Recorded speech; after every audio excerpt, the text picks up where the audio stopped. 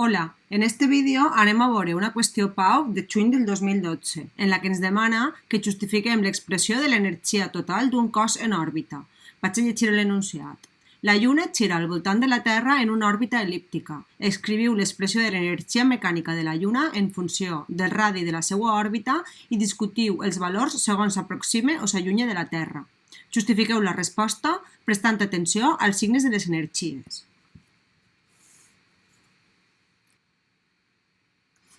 Bé, així hem de tindre en compte que per a fer els càlculs R, que és l'òrbita de la Lluna, és igual al radi de la Terra més l'altura a la que es troba la Lluna. L'energia total d'un cos en òrbita és la seva energia mecànica, és a dir,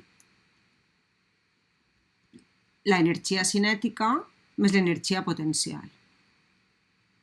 Aleshores, serà igual a 1/2 de la massa per la velocitat al quadrat més la fórmula de l'energia potencial, que sabem que és negativa, menys g per la massa de la Terra per la massa de la Lluna i dividit per el radi. En un apartat anterior hem vist que la velocitat orbital era igual a l'arrel de la constant de gravitació per la massa i dividit entre el radi.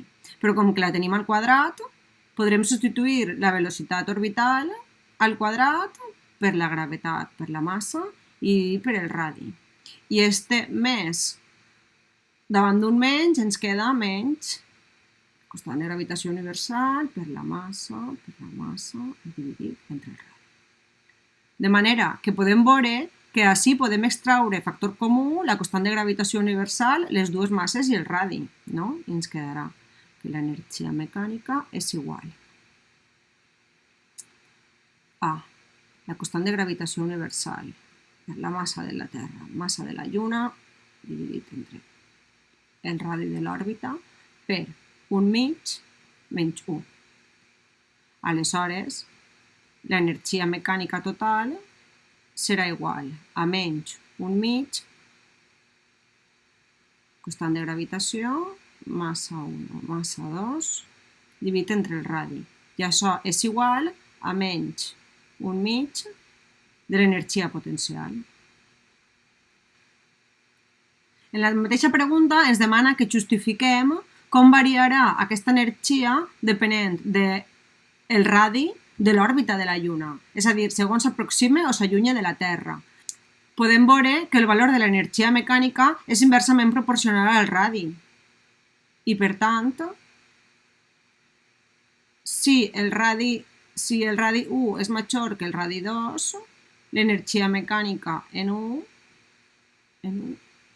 serà menor que l'energia mecànica en 2. És a dir, si el radi augmenta, l'energia mecànica disminuirà.